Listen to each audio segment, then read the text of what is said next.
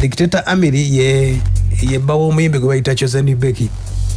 Kati Chosen Beki wabadde wamawulire agatambula ku mitimbagano nga beebuuza Chosen Beki ng'amaze akabanga nga tapostinga mwami we ku Facebook, apostinga ye ebifaananyi bye byokka, ne beebuuza ensonga ziri zitya. Kati nno abaana b'emitimbagano tebalwayo.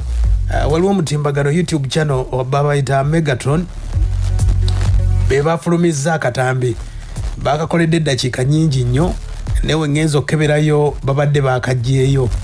Kati omukulu Dictator Amiri gwe boogeddeko ebigambo bino bamugambye nti ayinza okuba yazaala ebbali ne bireeta embeera y'okubanga obufumbo butabuka bwe butyo. Amiri avuddeyo n'atangaaza n'agamba nti abayogedde ensonga ezo agenda batwala mu mateeka kubanga tebabiinaako mutwe n'amagulu. Amiri ayogedde bw'ati bbawa Chosen Beki ng'atukakasa kansubire muli bulungi. Amanya bampita Amiri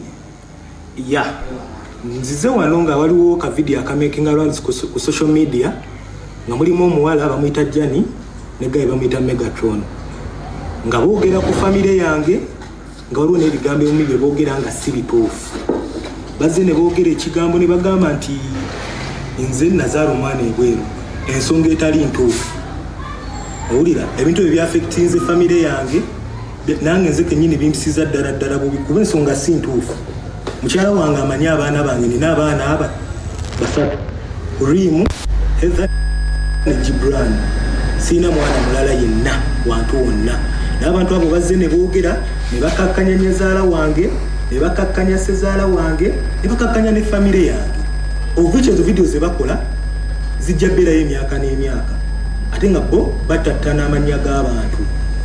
Okitegeera? So ze taking the legal actions ne balooya bange ebisiga byonna bebikwasizza paka abantu abo nga beeterezezza. Saagala baddemu kwogera ku linnya lyaffe ne famire yange. Ku famire yange tuba tugenda vaawo kuba tuyita mbingi obbenzaawo famire zaffe. Okitegeera? Nze abaana bange mbaweerera balabirira. Okitegeera? Naye gwe noova eri nonzikakkanya bwotyo abaana bange bwe bakula ne balaba ebintu bwe bityo. Kale ebisigadde byonna zempita ensonga ntadde mu mateeka ge gagenda okutulamula.